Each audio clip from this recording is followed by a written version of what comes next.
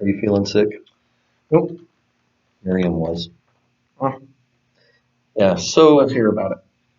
in Numbers chapter 12, Miriam and Aaron decide to Get upset at Moses. Yeah, they kind of pick on him a little bit. They think they're just as special as he is. And it's obvious that he grew up an only child in the king's house because poor boy hasn't learned how to take a joke.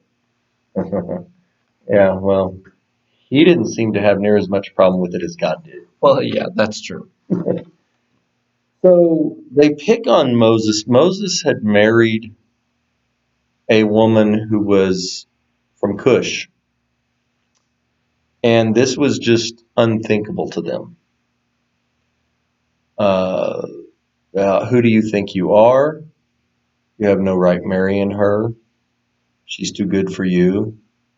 All this kind of stuff. And so God gets a little mad at them. He makes them all come outside the camp, says, I want to talk to you. And he takes them behind the woodshed.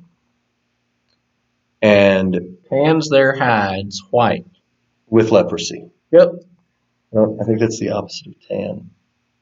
Bleaches their hides white with Well, leprosy. at least Miriam. Yeah. It's interesting that he picks Miriam. I guess partially some people say because Aaron was the high priest, and if he'd had leprosy and been unclean, he wouldn't have been able to do his priestly duties. Other people say it was because, well, Miriam, being the oldest, was the one that was the ringleader. Should have known better. And that she should have known her. Well, they both should. It's not like they were 5 and 7. They're adults.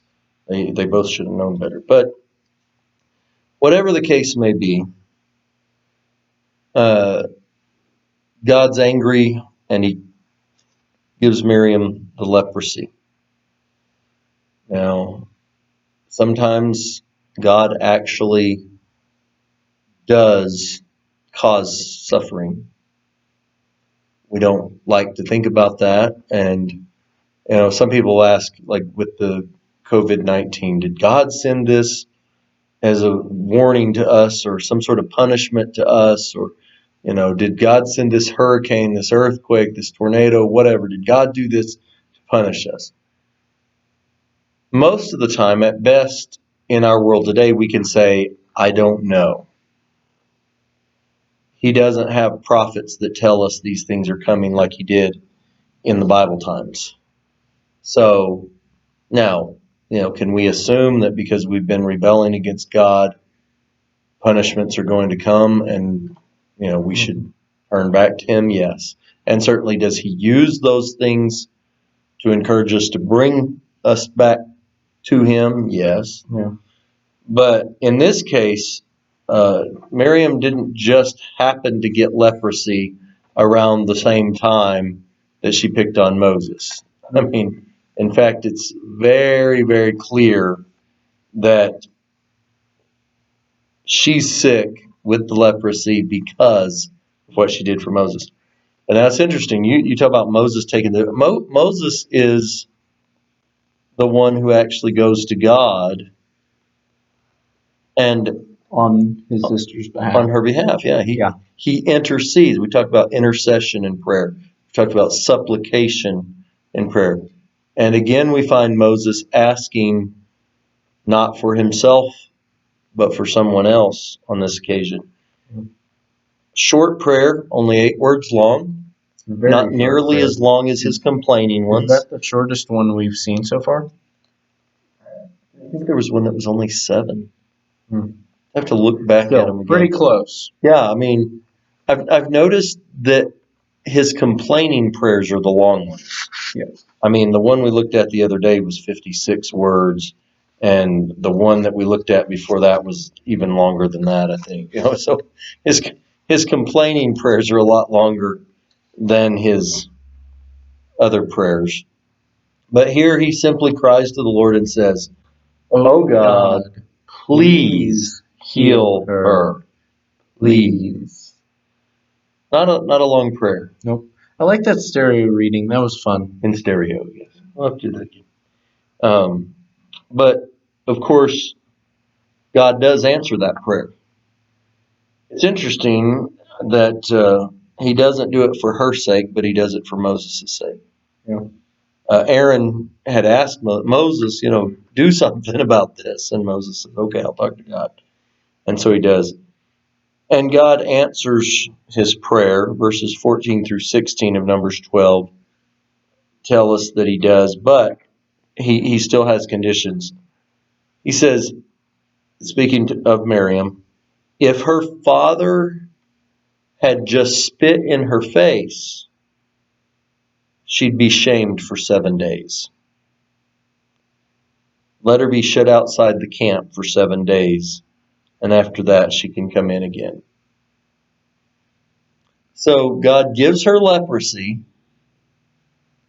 then takes the leprosy away, but then says you got to go out of the camp for 7 days. You're unclean. The whole spit in the face comment just Yeah. strikes me as like an interesting punishment for that day and age, where it's like dad gets upset at you, spits in your Spits in your face, face, and you have to leave home for 7 days. It's just Yeah. like, okay. I mean, like, it's a punishment because like you're not around your family. You kind of got to take care of yourself a little bit, I guess. But this is just kind of odd. Yeah, well, I mean, obviously their culture was very different. Mm-hmm. The Israelites and many of the cultures in that day and age were what we call an honor shame culture. And very much what's honorable and what's shameful and how you fit within the group was very important. There's still today we would look at like the Japanese culture, the Chinese culture, still carry a lot of that honor shame. You don't do certain things not because you think it's wrong, but because it will bring shame on your family. Yep. And a lot of the Middle Eastern countries still have cultures like this. And it's very different from our Western mindset. And so it's sometimes hard for us to wrap our minds around the way that some of these things are. But it is interesting. So she got shut outside the camp, and the people didn't go anywhere until they brought her back in, and then they traveled again. But it is a different way of we punish or discipline based on a person's actions because that was wrong, you hurt somebody, this, that, or the other. In their culture, so much of it was you've brought shame on the family by what you've done. Yeah. And so the honorable thing is for you to go out and be sorry for it for a while, and then you can come back and the honor is restored and things are good again. Yep. Definitely some unique And things. we're going to see the honor shame side of things a bit more once we get to first one I can think of is David. I know it really shows a lot with some of David's prayers. Yeah, a lot of David's prayers are going to show that a lot more than some of the ones that we've run across so far. This is the first one that's really kind of shown a hint of it. Yeah. It's definitely there and growing in their culture once they become a nation and not just a group of wandering family or a group of slaves in Egypt where they didn't get to really, in a lot of ways, they didn't get to control their own culture. It was forced on them. So something interesting for us to think about, but certainly God's power to cause the disease and then to heal it. Yep. That's all there. Just like that. Just like that. All right, so we will, and as long as, we're talking about sickness, so tomorrow we'll talk about Tomorrow praying for we're going sickness. to talk about praying for the sick. Yes. And we hope you'll be there. Think it's a rather what's the word I'm looking for? Timely topic for nowadays. With all that's going on right now Mhm.